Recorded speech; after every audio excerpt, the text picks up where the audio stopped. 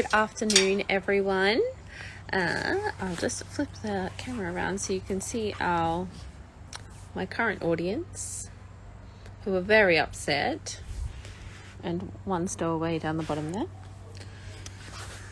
This video this afternoon, or this evening, wherever you're watching it from, is kind of about, I guess, exhaustion and overwhelm and how that might, I guess, impact you and your family, and what you can kind of do to try your best to mitigate it.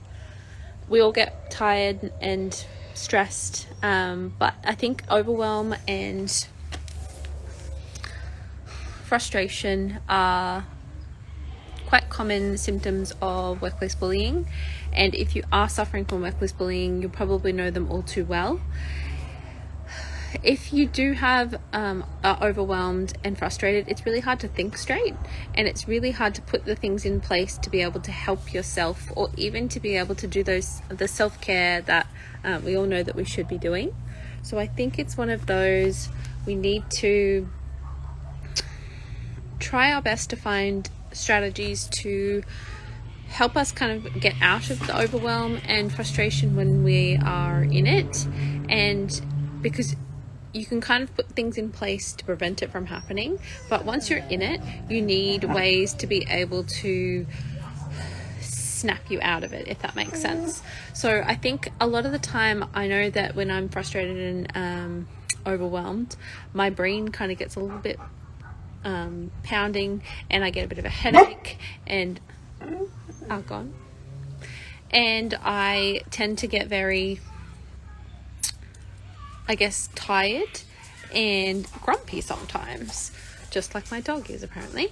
But those types of things, I can generally find something for myself where I can put something in place. Like I'll come out into my garden, which you can see is nice and flowering right now, and I will sit and kind of either meditate or just enjoy the surroundings, so that I can come back to a place of peace and feel a little bit okay and not stressed and not got a headache.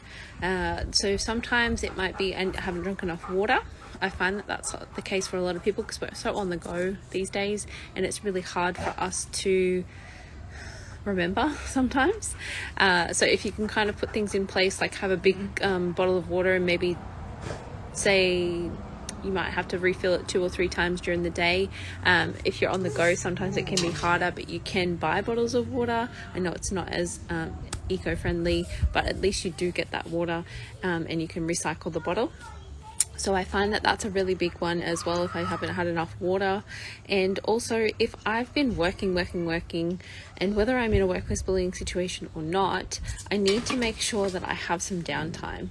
And so I'm quite guilty of kind of working ridiculous hours, and then I kind of don't give myself that break and that downtime because I'm so on the go and I kind of want to get the next thing done. But that's not always a good thing for your progress, and it can actually make you less productive and less able to kind of cope with the daily stresses, especially within workplaces. So just remember that if you're kind of trying to push through, sometimes that's not always the best way to do it, because you need to be able to be refreshed and be able to kind of take on that mental stress.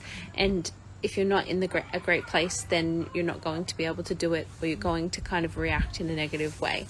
And I found that from personal experience, that if I don't kind of look after myself and I'm feeling a little bit stressed and overwhelmed, and apparently so is Argon. Thank you, Argon.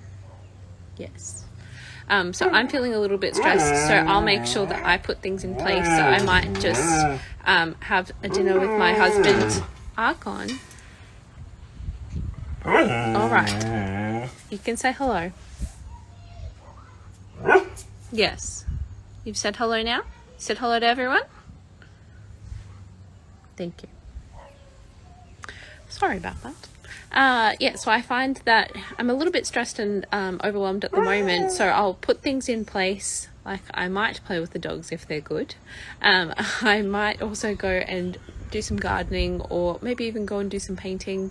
And depending on what I feel like, and I don't have to pressure myself to do one thing or the other, because then it becomes a bit of a chore rather than kind of a release. So you just find something that you can enjoy, and it doesn't have to be something hard. It can just be taking some time to, even if you're in an office, taking a 5-minute break and walking around the floor, or walking outside into the fresh air, because that's also another great coping strategy to get some fresh air, whether it be in nature or not. I know a lot of us live in the urban jungles, and we kind of need to just take the fresh air where we can get it. So walking around either the city or even the park, if there's one near your workplace, and just getting out even on your lunch break will actually do you a world of good. I know I used to do that, and I used to feel so much better, apart from the lizards that used to chase me to try and eat my lunch. Other one, but I got some exercise too doing that as well. Wouldn't recommend it though.